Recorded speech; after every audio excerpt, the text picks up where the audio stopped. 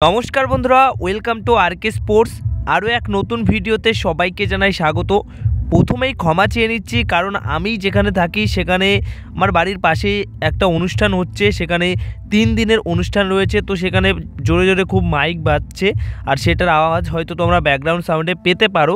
তো একটু অ্যাডজাস্ট করে নিও, আমি সত্যি দুঃখিত, ক্ষমা চাইছি সবার কাছে এই জিনিসটার জন্য।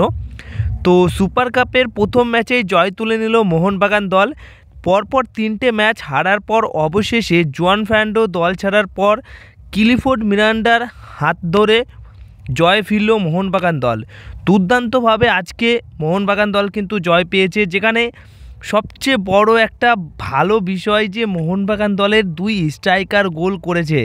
এই 2 স্ট্রাইকার আইএসএলে খুব বেশি গোল করতে পারছিল না, কিন্তু ডুরান্ড কাপে যেভাবে গোল পেয়েছে তেমন কিন্তু সুপার কাপেও তারা গোল করা শুরু করেছে, কিন্তু মাঝখানে আইএসএলে তেমন একটা গোল করতে পারছে না।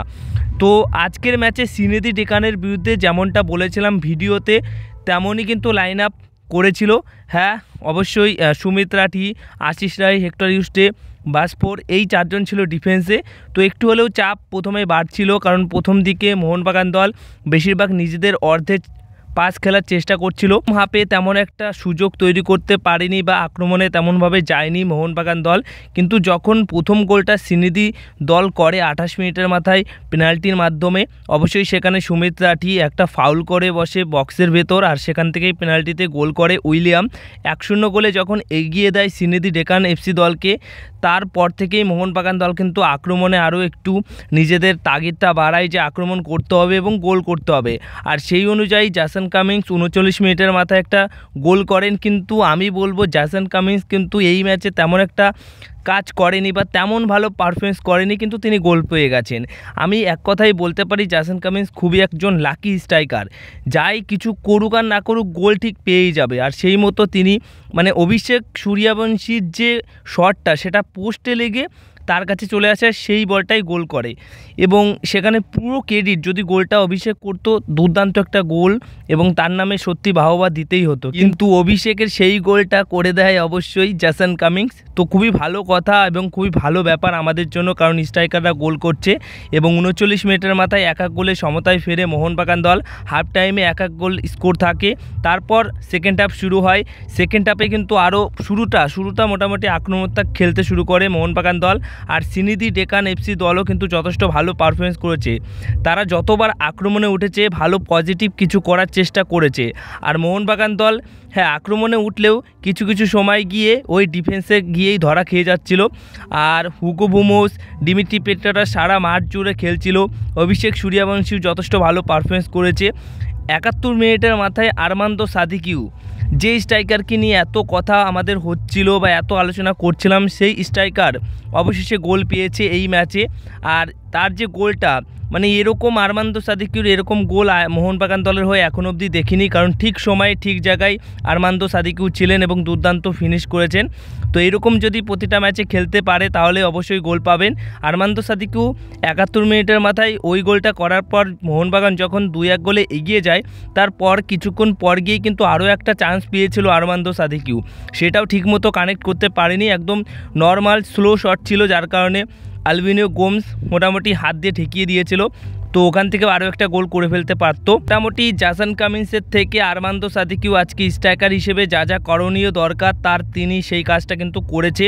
ডিমিট্রি পেট্রাটাসকে খুবই ভালো লেগেছে, কারণ আজকে ক্যাপ্টেনের দায়িত্ব তিনি পালন করেছে, সারা মাঠ জুড়ে খেলেছে, আর একদমই অন্য রোল তাকে আমরা দেখেছি, অন্য রোলে খেলতে। একদম অভিষেকের পাশে খেলেছেন তিনি। আমরা ভেবেছিলাম হুগো বুমোসের পাশাপাশি অভিষেক খেলবে, কিন্তু অভিষেকের পাশাপাশি খেলেছে ডিমিট্রি পেট্রাটাস, একদমই ডিফেন্সিভ মিডফিল্ড বা সেন্টার মিডফিল্ড ওই পজিশনে খেলেছেন মোটামুটি, এবং সারা মাঠ জুড়ে তিনি খেলেছেন। খুবই ভালো পারফরমেন্স তিনি আজকে করেছেন। হুগো বুমোসও সারা মাঠ জুড়ে খেলেছে এবং যথেষ্ট ভালো খেলার চেষ্টা অবশ্যই তিনি করেছেন।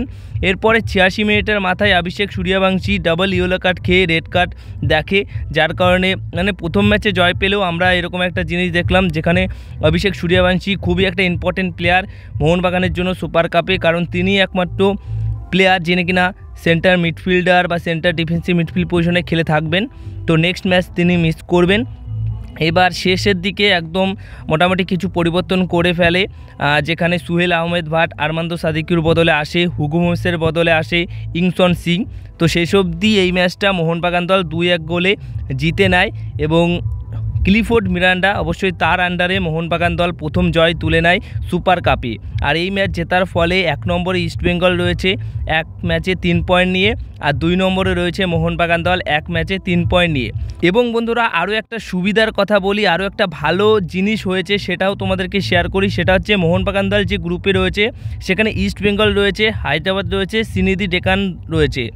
তো ইস্টবেঙ্গলের পরে যদি কোনো শক্তিশালী দল থাকতো সেটা শ্রীনিধি ডেকান এফসি, আর সেই শ্রীনিধি ডেকান এফসির দলের বিরুদ্ধেই প্রথম ম্যাচেই মোহনবাগান দল জয় তুলে নিতে পেরেছে এবং পুরো 3টে পয়েন্ট পেয়ে গেছে। তো এরপরে ইস্টবেঙ্গল এফসি দলকে কোনোরকমভাবে হারিয়ে দিলে কিন্তু আরও 1 নম্বরে যাওয়ার যে রাস্তাটা সেটা পুরোপুরি পাকাপোক্ত হয়ে যাবে। আর হায়দ্রাবাদ যেভাবে খেলছে তাতে করে হায়দ্রাবাদ দলকে খুবই ইজিলি বা খুবই সহজভাবে হারাতে পারবে, যদিও বা ওই রকমভাবে দেখা উচিত নয় প্রতিপক্ষ দলকে। কিন্তু যেটা আর কি মেন আজকের দিনে হয়েছে ভালো একটা জিনিস যে শ্রীনিধি ডেকানের মতো শক্তিশালী দলকে হারিয়ে দিয়েছে। এবার ইস্টবেঙ্গল এফসি দল ভয়ে ভয়ে খেলবে শ্রীনিধি ডেকানের বিরুদ্ধে, কারণ তারা যদি পয়েন্ট লুজ করে 1 পয়েন্ট পেলে তাদের জন্য ভালো, কিন্তু যদি পয়েন্ট লুজ করে তাহলে কিন্তু সেটা তাদের জন্য খুবই খারাপ হবে। আর মোহনবাগান দল অলরেডি ওরকম একটা প্রতিপক্ষ দলকে হারিয়ে দিয়েছে, এখন তাদের মেন ফোকাস করতে হবে ইস্টবেঙ্গলের ম্যাচটার দিকে। তো এই ছিল আজকের ভিডিও। কেমন লাগলো আজকের ম্যাচ অবশ্যই তোমরা কমেন্ট বক্সে শেয়ার করো তোমাদের মতামত। যদি ভিডিওটা ভালো লেগে থাকে ভিডিওতে লাইক আর চ্যানেলটিকে সাবস্ক্রাইব করে নিও।